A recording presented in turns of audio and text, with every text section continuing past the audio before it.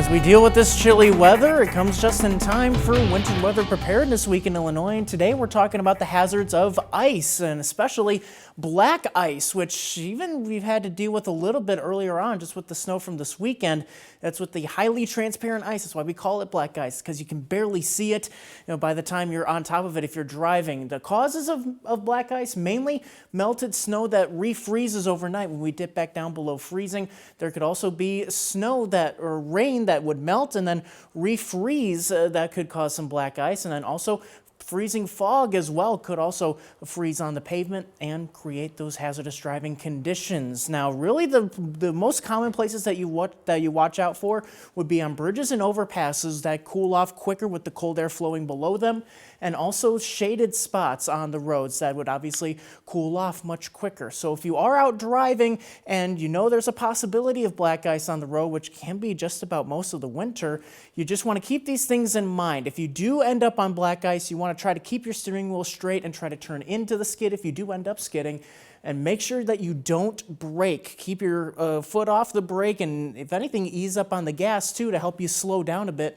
That can help you get more control if you do end up getting into some black ice. And with a cold front coming through, you think, okay, maybe we're cooling off again here, so gonna have to deal with a chill, but not this time really. If anything, it's just dry air, which anything will have the opposite effect, that the dry air clears out the clouds and we end up getting into much more sunshine, which will help us warm up as the upper air pattern is really going to be taking a hold on things. So as we look at the upper air pattern now, we're kind of on the edge of this trough that brought that deep chill that we've had over the last few days.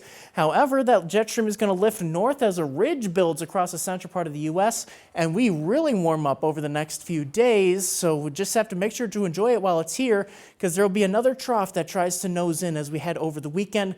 There will also be a cutoff low developing across the desert southwest. That'll be moving up into the upper Midwest early next week. So that could bring a period of somewhat cooler, but also unsettled weather as we look in that extended forecast into next week. But in the meantime, look at the warm up that we've got going on. 50s tomorrow, 60s by Friday, and even into the upper 60s on Saturday. Could even rival the record, which is at 69 for Saturday, but make sure to enjoy that warmth nonetheless, because then we dip back down to the 50s and even the 40s as we head into next week. As we look at Futurecast, as that cold front comes through, set to bring us from the 60s down to the 50s and 40s next week, there's a slight chance that we see a few more showers. This system may be a little more moisture-starved than we originally thought, so rain chances are coming down, but still hanging around here as we head into Saturday, possibly leaking over into Sunday as well. Looks like better chances for rain may hold off until Monday night into Tuesday. Depending on the timing here, we'll have to see. Could we see a little mix with snow?